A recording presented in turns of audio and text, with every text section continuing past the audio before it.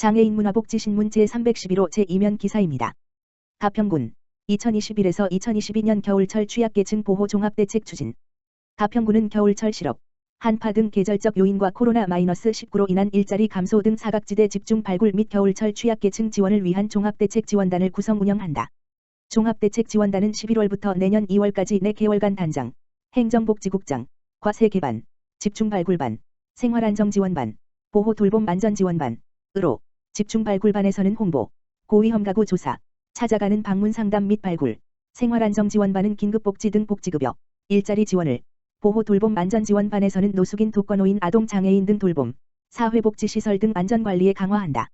주요 시책으로는 복지사각지대 집중발굴, 위기가정 보호 돌봄 긴급대응, 저소득주민 맞춤형급여 지원, 정부 양곡에 차질 없는 배송, 에너지비용 경감 지원, 체계적이고 안정적인 지역 일자리 취업 지원 및 제공, 노숙인 보호, 중증장애인 동절기 보호, 노인 맞춤 돌봄 서비스, 방학 중 아동 돌봄 서비스 10개의 사업을 강화하여 추진한다.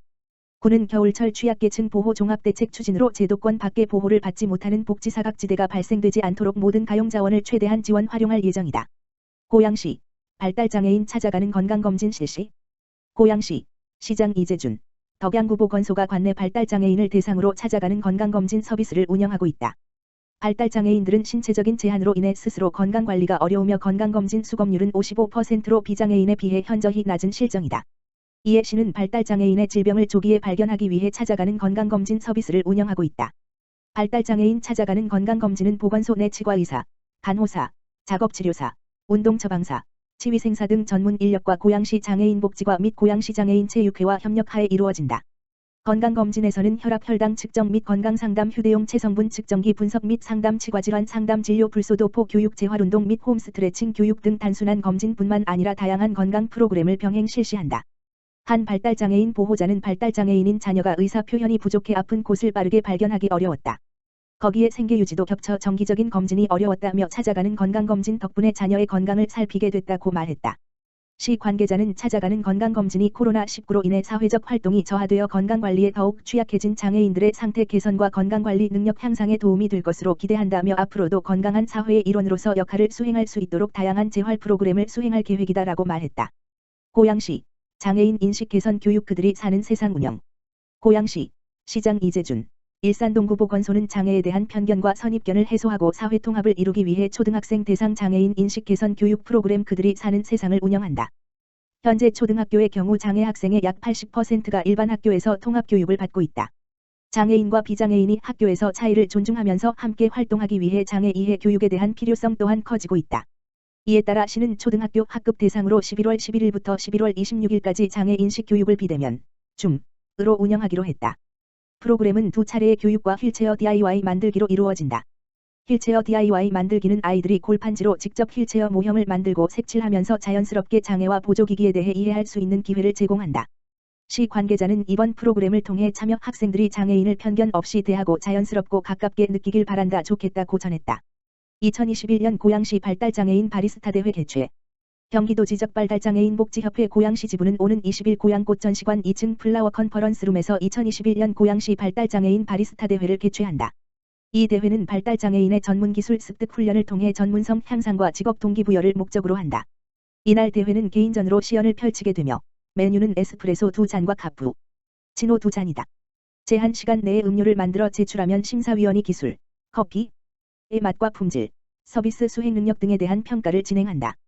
고양시에 거주하는 만 16세 이상 지적자폐성 장애인이 참가하며 코로나19 확산 예방을 위해 사전 접수된 참가자 및 인솔자만 대회장에 입장이 가능하다. 시상은 금, 은, 동상 각 1명씩으로 상금과 함께 4.